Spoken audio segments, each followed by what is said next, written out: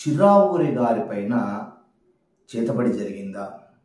చిరావూరి గారు కోమాలకు వెళ్ళే విధంగా ఆయన పైన క్షుద్ర పూజలు చేశారా?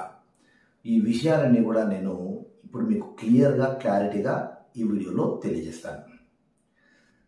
మిత్రుడు చిరావూరి గారు అనారోగ్యానికి గురై కొన్ని రోజుల పాటు ఆసుపత్రి పాలు కావడము, కోమాలోకి వెళ్ళారు అనేటువంటి వార్తలను మనమందరం కూడా చూశాం. ఒక ఆధ్యాత్మిక ఛానల్ నడిపేటువంటి వ్యక్తిగా ఆయన నేను గౌరవిస్తూ, నా పైన ఎన్ని వీడియోలు చేసినా కానీ వ్యక్తిగతంగా నా మీద ఎంత ద్వేషపూరితమైనటువంటి పగబట్టినటువంటి విధంగా ప్రవర్తించినప్పటికీ కూడా సాటి యూట్యూబర్గా ఒక మిత్రునిగా నేను అవన్నీ కూడా పక్కన పెట్టేసి నేను సానుభూతిని తెలియజేస్తున్నాను. ఆయన త్వరగా కోలుకోవాలని నేను ఎప్పుడో భగవంతుని ప్రార్థించాను కూడా. ఆయనకు ఆ విధమైనటువంటి అస్వస్థతకు గురయ్యారు అనేటువంటి విషయం తెలియగానే నేను వెంటనే ఫోన్ చేశాను. ఒకసారి ఫోన్లో ఏం మాట్లాడానో వినండి. హలో హలో హలో చెప్పండి. అమ్మ, నా పేరు శ్రీకాంత్ శర్మ. అమ్మ చెప్పండి.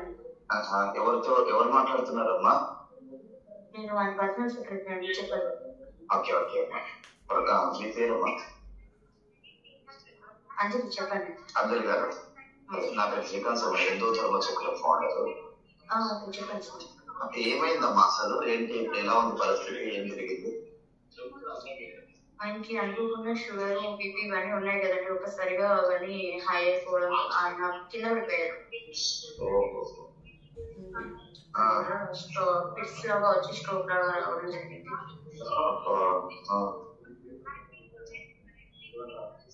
ప్రజెంట్ హాస్పిటల్లో ఉన్నారు. ఎలా ఉన్నారు? ఇప్పుడు కోమాలో ఉన్నారు అని మీరే కదా నాకు మెసేజ్ పెట్టారు. ఎవరికి? నేను నైట్ మెసేజ్ పెట్టాను.